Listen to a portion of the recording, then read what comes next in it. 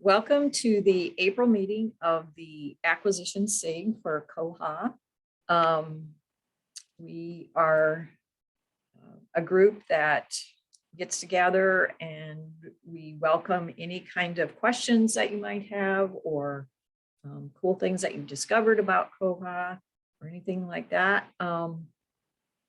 So each meeting we start out with just asking if anybody has come with questions that they would like to ask the group or ideas that they have for new developments or anything like that. So does anybody have anything like that?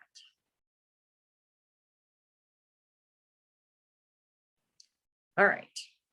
So if we don't have anything, then my thought for this month was to go through the acquisition bugs in Bugzilla and see if there was one that we could just sign off on, just so that people could see what it's like to actually sign off on a bug, because the people who develop them can't sign them off. They need somebody else to do that, to test it basically. And so we can help the process move forward if we sign off on the bugs. So I looked in Bugzilla and there are, well, here, let me go back and I will share this screen.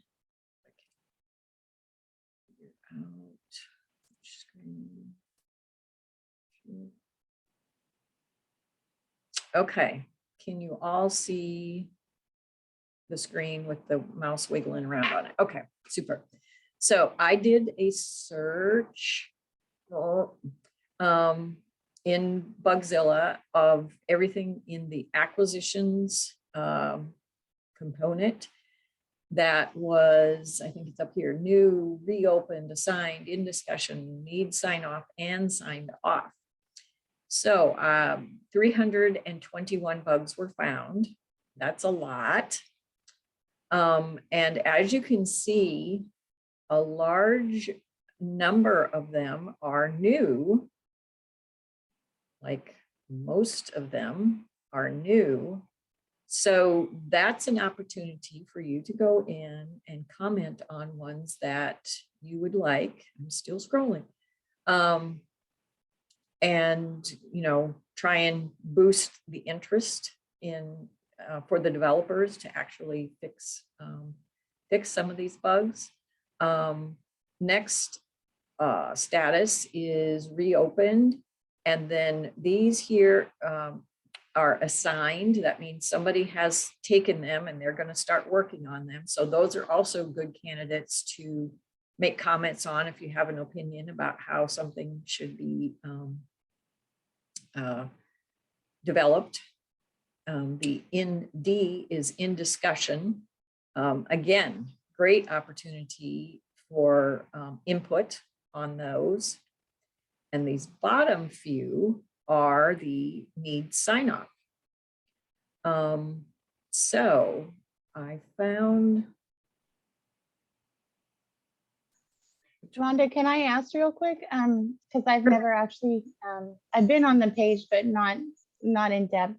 So if you would like to make a comment on something, do you need a special login or need to be approved for that? You do need to log in. It's pretty simple to get a login. So I'm going to scoot all the way to the top. You can see, you know, I'm logged in as myself. It's been multiple years since I actually did this. Anybody remember how to? I think you just put in a request. I don't remember. I think if you were to log out, there would be a login button there that might have a link to a create account. New account. Yeah, there you go. So that's what you do, Christy, is click on new account and then put in your email address. And this kind of gives all kinds of disclaimers or whatever. But then you should, you'll receive an email that lets you know that your account has been created. And then you can go from there. Okay, thanks so much. Sure. Let's see if I can.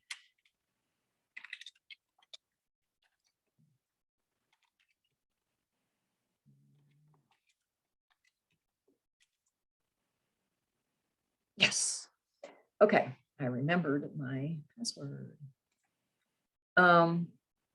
Okay, so then I'm going to go to the home page and show you. So I went to search.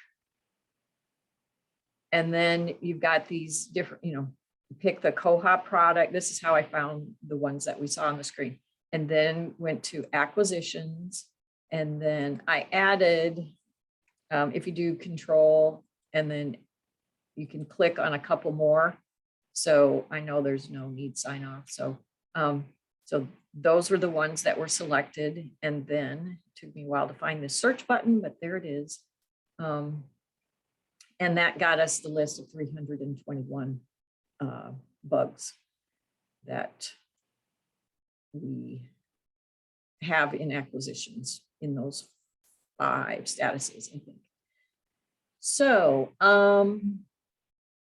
yeah, I think I looked at this one, add a patron reason column to the suggestion tables on suggestion.tt.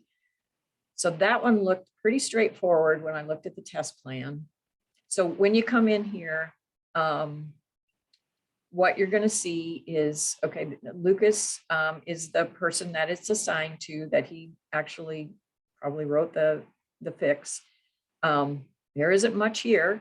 So basically what this is adding, they'll add another column to the suggestions table, because some librarians would like to know why the patron is suggesting it.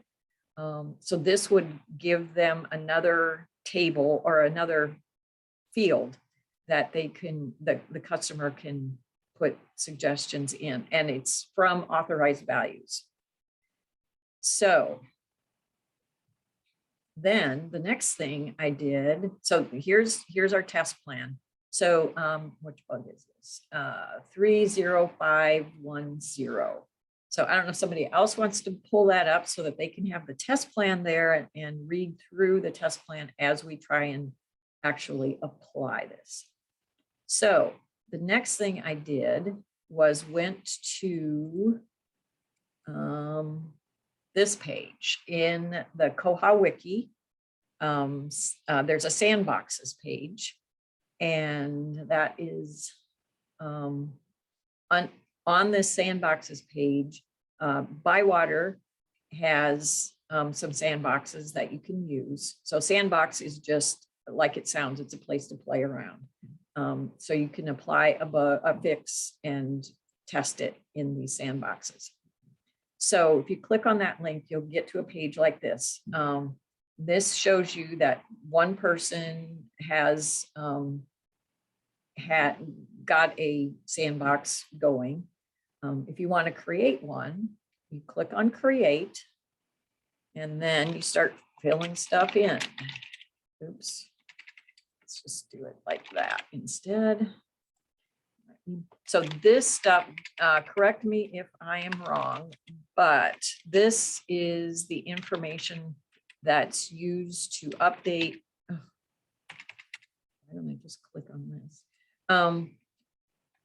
Update the sign off on Bugzilla, your name and your email. Enter a simple name for your sandbox, lowercase, all letters and numbers. So I usually do something like bug 3510, something like that. Mark, advanced options, I've never done anything. So basically, oh, I missed the bug number. I was like, where's the bug number? So here you actually enter the bug number that you want applied to the system. And then Rhonda, on the test plan, it tells you to attach or apply the patch on step 4. So do you want to create the sandbox without the patch first? Yes, let's do that. So if you don't put a bug number in, then it will just build master, or yeah, is that right, master? And then, yeah, there's the answer to that. All right, so then we submit. So we can see we've got our sandbox here and provision pending. And then, I don't know, you can look at those logs. Usually I don't bother unless something goes south, and then, okay. So now I did refresh, and then it says provisioning. Eventually we should end up with a couple of buttons here for staff and OPAC. So we just kind of hang out and wait. Does a Bywater or team member need to check, like, let's say today we sign off on a bug and we're convinced it works, but what if we think it works and it really doesn't? Does somebody like oversee this and check it? Yes. Yeah. Okay. So there's the QA process. Then after we sign it off, then quality assurance. There's a team that will check it, and they run some like standard tests against it, you know, scenarios and stuff like that. And they'll look over the code, make sure the code meets the quality that they want in Koha, stuff like that. So yeah, this is just to say that we think it does what it should be doing. And you know, if we sign it off and maybe somebody else sees it and signs it off before QA gets around to it, you know, that'll all help them understand it. And if we find something that we don't like, you know, we can just update the bug with, you know, we tried to test it, you know, we tested it and we found, you know, when we got to step 5 that this happened instead of what the test plan says. That kind of. Okay. Yeah, I was going to say that too, is that you can sign off on things that are already signed off by one person. You can go in and you can leave comments that maybe the other person didn't catch. It's possible for a patch to work, but maybe it creates an unintended consequence that you recognize that maybe somebody else doesn't. It never hurts to have more than one person sign off on something. Okay, this was the part I was afraid of. I thought about provisioning this and getting it all ready before the meeting, and then I thought, no, I want to show them. Maybe I should have done both. Sometimes it will take a minute or two. Sometimes it happens fairly fast and other times it takes a while. And then I've found that sometimes it will provision, I guess, and then I go and try to use the staff or the OPAC and I get some kind of error message that I wasn't expecting. And so at times I've gone and used the BibLib or the PTFS sandboxes instead of Bywater because I couldn't get a Bywater sandbox to work for me. And that's okay too. Yeah.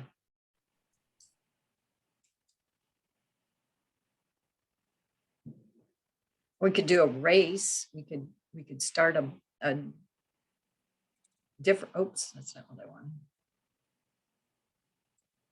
Oh, shoot. I didn't do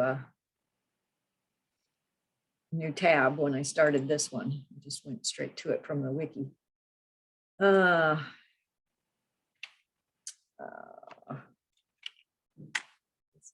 This is how I got there last time. I never can remember the right address. So, which do you prefer? PTSF? I always get that backwards. PTFS, Europe or Now that we're talking about it, maybe that was enough to, yeah, okay. We just had to threaten to use someone else. Okay. Step one, what is step one? So step one is to make some patron reasons for suggestion by going to the authorized value settings. This is koha. Where are you right? reading that from, Jason? From the bug that Rhonda posted earlier, that 30510. Got it. Thank you. Yep, right there. Okay, so here we are, and the password or the login and password is koha for this. So we need to go to, what was it, admin? Yep, admin, authorized values, and then you're looking for OPAC_SUG for suggestion. Okay. 2G for suggestion. Okay. Yep, that one there. All right. So authorized value, we can, okay. So what are some reasons somebody would want to make a suggestion? I would say series fill in. How about that one?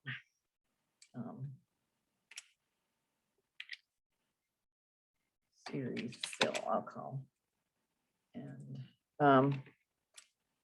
fill in a gap in a series.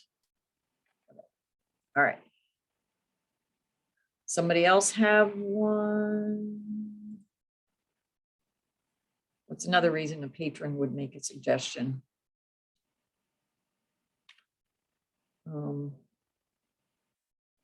New release? I don't know.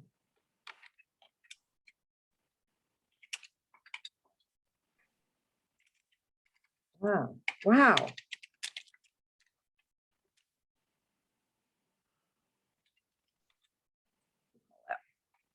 All right, so we've got two. That should be good, I think. Yeah, and it looks like there's a couple in there already. Bestseller and damaged are in there too. Oh yeah, okay. Okay. Then what? The next step is, so you gave those a description. That was step number 2. And then next is to make several suggestions via the staff client and or OPAC and apply those reasons. And or, okay, so let's do this. All right, so we go to, oh, we got to find a patron, right? And we'll, oops, pick L as the, M as the letter. M. Okay. Here, Marilyn McFarland. I think that she is the one that's going to suggest. Oh, what did I just do?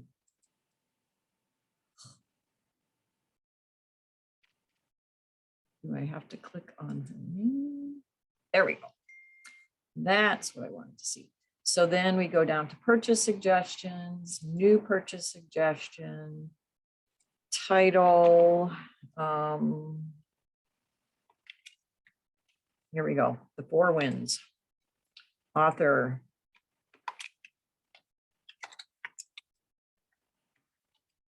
Thing. And we want it in book. Oh, and here is reason for suggestion. And we'll call it copy on the shelf is damaged because that's been out a while.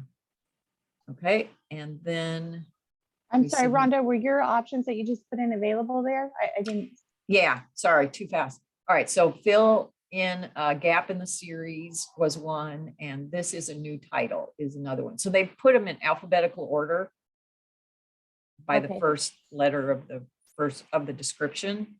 Okay, thank you. Yep. And then we just say submit.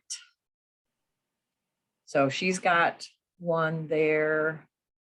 And then we're supposed to do one from the OPAC as well. Yep, that'd be good. All right. So here, oh, we need to go back here.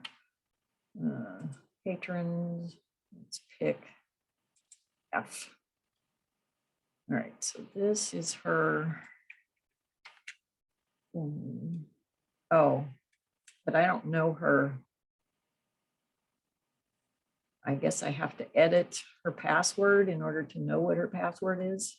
That's what I end up doing usually. Yeah, I just change it. All right, so, oops. There. All right, 1, 2, 3, 4. 1, 2, 3, 4. Oh no, it needs Oh, complex no. password. Must contain including uppercase, lowercase, and numbers. What? Okay. Sorry, I think I might have set that up on the, is this the koha-US demo? No, this No, it is looks- the test site. I mean, the sandbox that we. Yeah, they've Oh, it's the defaulted this in Sandbox. master, I guess. Oh, sorry, that's not me then. I can't, it's not my fault. All right, so we're going to go with uppercase. ABC 1, 2, 3 is a good one. Oh, I like it. Okay. You need A 8. is You need 8 though. A, B, C, D. There we go. 1, 2, 3, 4. There we There go. you go. Uppercase A, B, C, D. 1, 2, 3, 4. How's that? I just ignored that message because I thought, oh, it doesn't match. I know it doesn't match, but that wasn't what it was telling me. Ha! Okay. Oh, it's up here. Never know if it's at the top or the bottom. Okay, so this is the barcode. And we will go. Where is it? Here? Okay, log in. Uppercase A, B, C, D, 1, 2, 3, 4. All right, purchase suggestions, new purchase suggestion. So what do we want to suggest now? Somebody sing something out. Midnight Library. Okay. Starts with an M. Midnight Library. And I don't remember who the author is, but we don't need it. So, oh, I didn't pay attention to which library. I guess it doesn't. The other one's Centerville, if you want. Okay, let's just do this. And the reason is there, upcoming title by popular author. You need to So- put item type? No? Oh, it's not required. On our system, it is required, but it isn't here. We can always. This is what we're doing.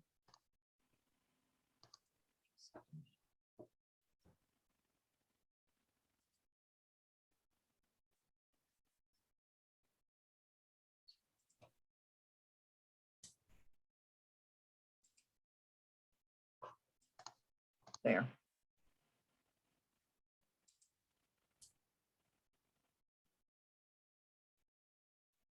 Okay, so here we are in suggestion management. We've got 2 books that have been suggested, and right now we look and there is no, we can't see the descriptions or for the reasons. They're not showing up. Okay. So now we're at step 4, which is add the. So this is the part where I need help. How do I add a bug? So it's under actions, right? Actions. Okay. And then apply patches. So that was 30510.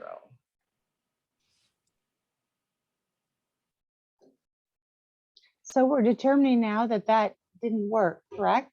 Right. Yeah. Okay.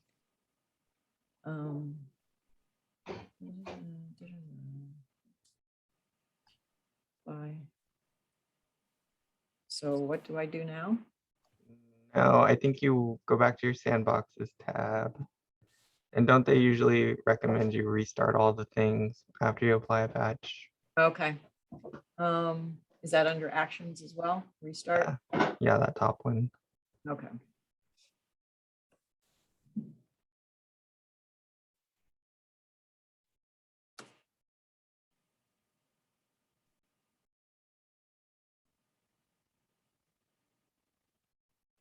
Okay, so now if you go back to your suggestions tab and refresh it, it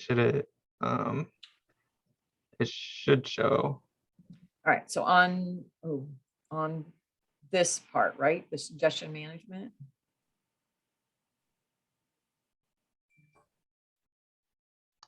Yeah, that's where it's indicating the change should take place. And it did.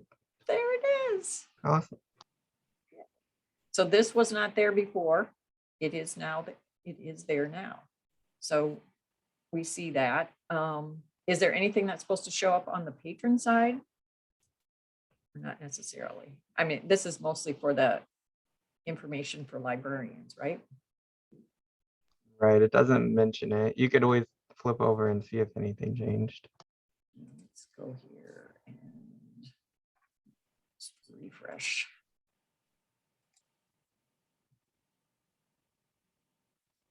Nope. Okay. Well, Now, if your patron, library adds that in the admin section, I imagine you have the choice to require it or not. Is that correct? true. Mhm. That is true. Just like you require or not any of the other fields. You could do that with this. Okay. Now, is that the end of the test plan or is there more? There's a few more. So step 6 is give some of the suggestions some different statuses. Oh, So like instead of pending, make it rejected or accepted. well, we'll say this one is accepted. We'll even give it a reason. Okay, so now we've got under the accepted tab, still shows up. We can edit this, go to here, say rejected, and we'll say that and save. All right, so under the rejected tab, still have the patron reason showing up. Okay, so that confirms step number 7. The last step is to make sure that you can hide the column in the table settings. So you go to administration and then table settings. Okay, so go to administration. And I never can find this. In the lower right, Right. under Digimine. Fourth one down. There you go. All right, so this is an acquisitions table. And it is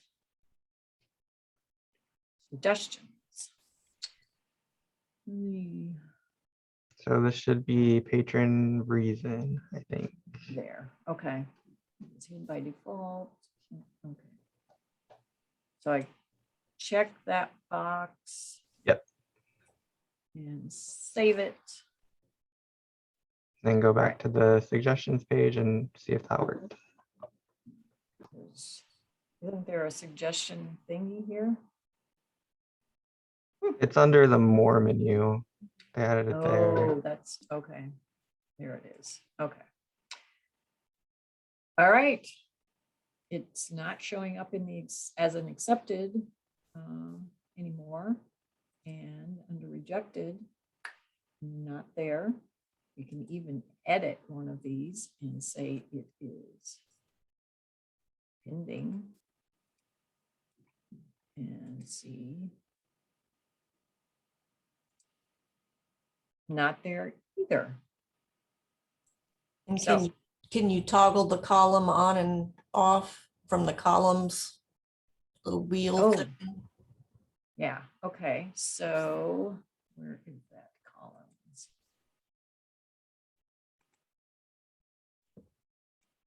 Yep. So that works. the default. Any other? You didn't have the, I thought you didn't check the toggle box when you were in admin. Do you need to? No. So in the table settings, the first column is hide by default. And then the second column is, do you want it to be able to be toggled or not? I think. Correct, yeah.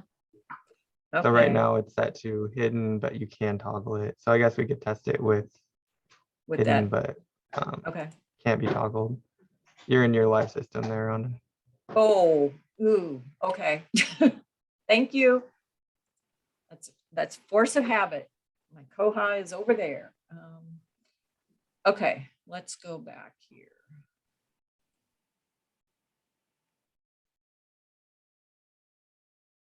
If I can find this. Positions. Did I go? No. Here. So cannot be toggled is if you check it, then it can't be toggled. Got it, okay. So we will do that and save and go back. Oh, here. Back here, go this way and suggestions. And then if we try and toggle, it's not even an option. So that seems to work too.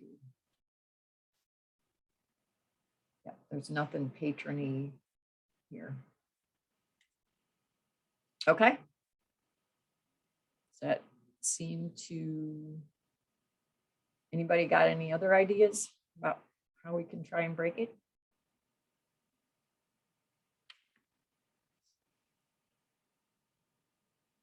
It seems pretty straightforward.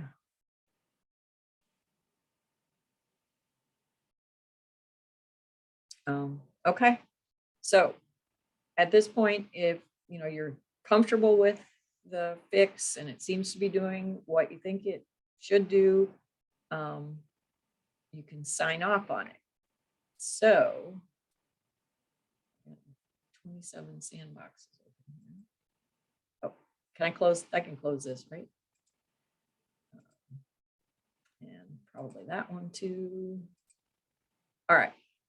So at this point, this is where it gets a little, I never get this far because I always screw something, doesn't work or whatever. So here we go.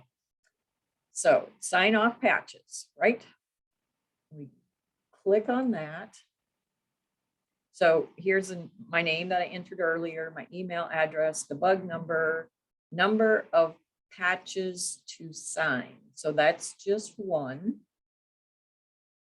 And then,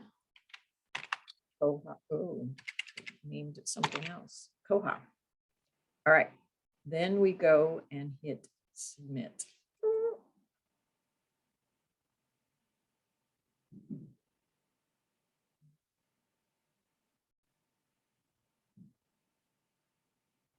And we wait.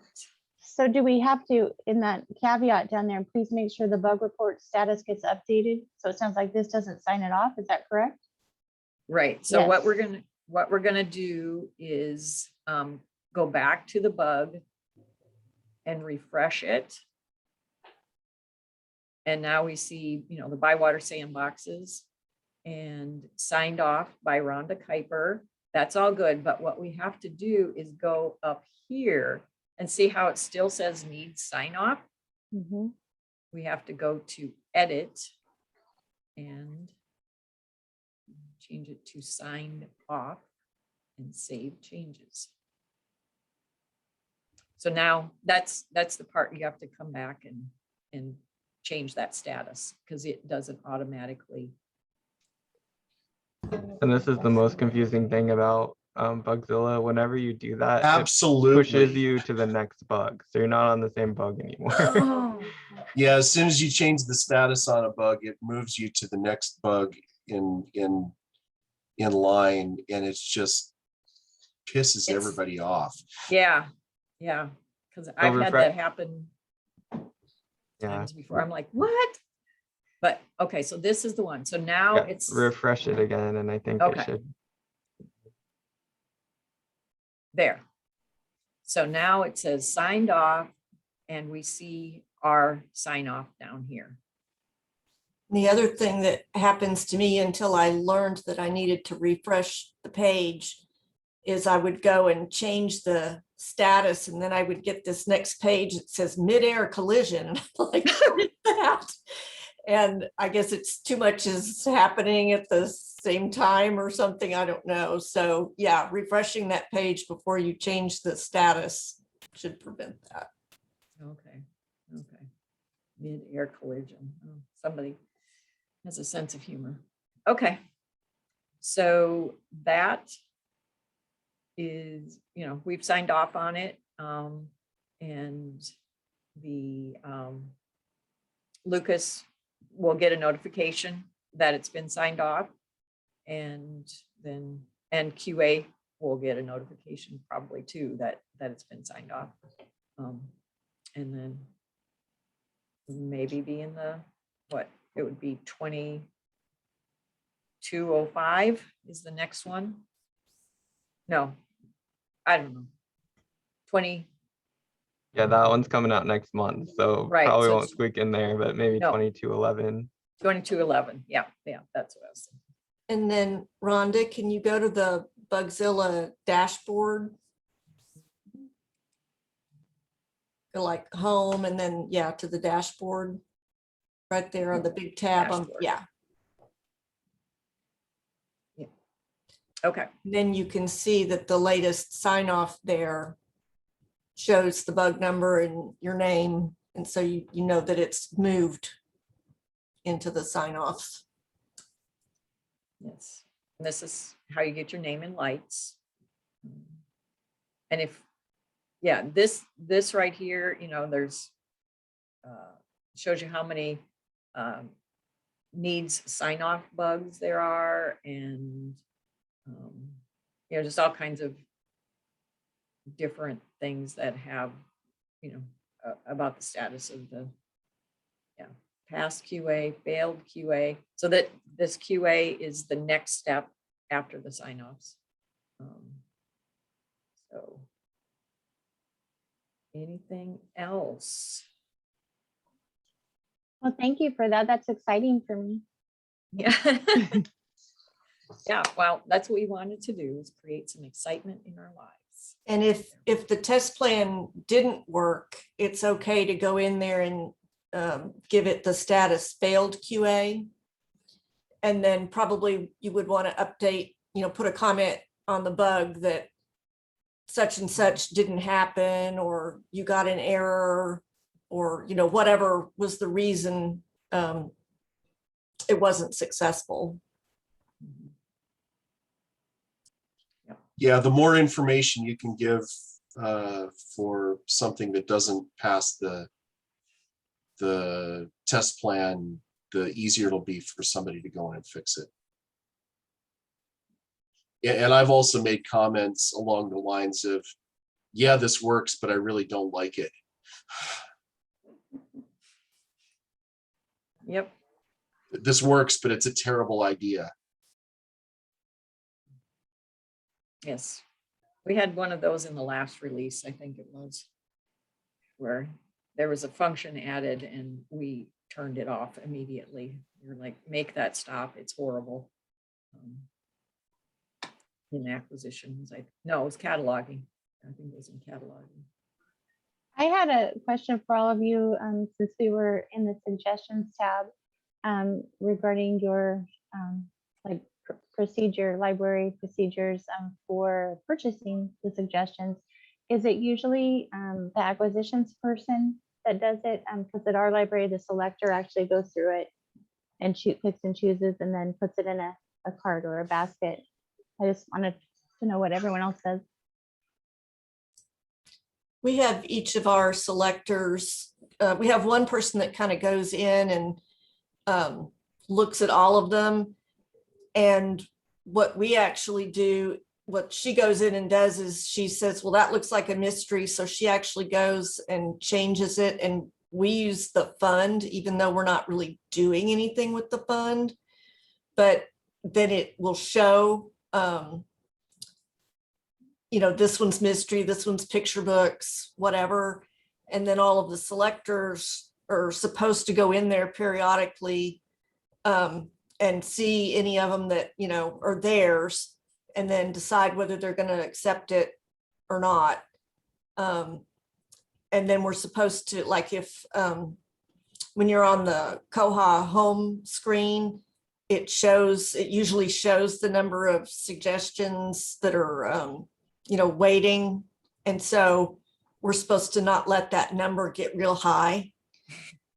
As if we were ignoring them, we're supposed to make sure we're going in there and doing that. So that's how we handle it. So are the selectors actually putting them in the carts on the vendor's platform, or are you ordering it directly from this page and putting in a cart in Koha? We order through Baker and Taylor, and so our selector goes and does the cart in Baker and Taylor. We're non-EDI at this moment. So they actually put it in a cart there. We don't do anything from this page. And we also don't put, a lot of our patrons say, put this on hold for me. And we get so many suggestions that we just, say, you can check back. Most things are ordered, quickly, and you can check back. And when you find it in the catalog, you can put a hold. And that's not great customer service, but we just can't handle the volume at this point to do that for everybody that wants it. Oh, okay. Yeah, we actually, we do it the way you just stated, but when we title it like an RFP cart, request for purchase. And so when I go in as acquisitions to order it, we do EDI, but I will put a hold on each item based on who suggested it. And I'll usually like put a date in there or something, but okay, thank you. Yeah, and we do something similar. We have these, we have, each collection developer has their own tab. Like we went into the, whatever that's called, authorized values, and set up tabs for all of the collection developers. So we've got somebody assigned each day to look through any suggestions that come and then assign it to the tab of the collection developer. And then the collection developers are responsible for keeping their number down. So it's very similar to what Barbara does. And then the collection developers will actually put it into, we use Ingram mostly, so they'll put it in the cart for the, in the Ingram cart or the Midwest tape, if it's that, or Overdrive, whatever. They actually put it in the carts for the next order that comes through. Thank you. Okay, well, I think we've had a successful sign-off experience here. So it's 10 minutes to the hour. That's when all your college classes got out. So let this one go.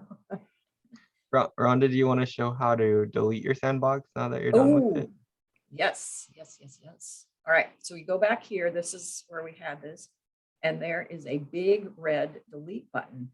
This is a good thing to do because I think, what is it, 3 days and then it will automatically go away. But if other people, there can only be a certain number of active sandboxes at one time. So if other people want to come in here and use it, and you've got one that's just sitting there, that's kind of not nice.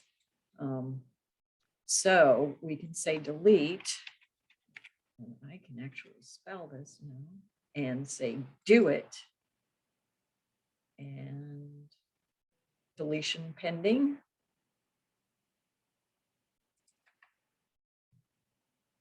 And then this usually doesn't take that long.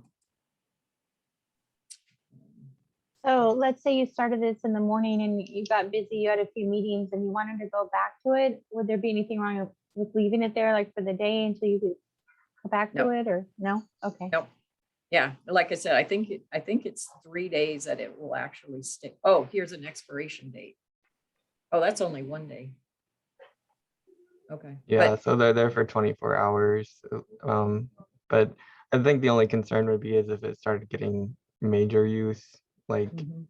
but there's so many other, like if this one gets full and it stops creating sandboxes, there's Bibleave and there's PTFS Europe. So I don't think there's too much harm in letting yours set throughout the day if you need it to. Yeah. Yeah, and if you know, you've got everything set up, I wouldn't delete it and then have to go back later that day and rebuild all of the stuff that you did already. I would just leave it. Especially with an acquisitions bug, because sometimes you're going to have to, import orders, create baskets and make orders. And so you may have done an awful lot of work to actually get to the testing, applying the patch portion. So yeah, seems like, because sometimes acquisitions bugs, I find they're a little bit harder to test because they often take a lot of setup. Mm-hmm. Yep. Okay. So I stop sharing and thank you all for joining us, and we will see you next month on the third Tuesday, I think. So have a good rest of your day, and we'll see you next month. Thank you. Thanks, Bye. Rhonda. Yep. Bye.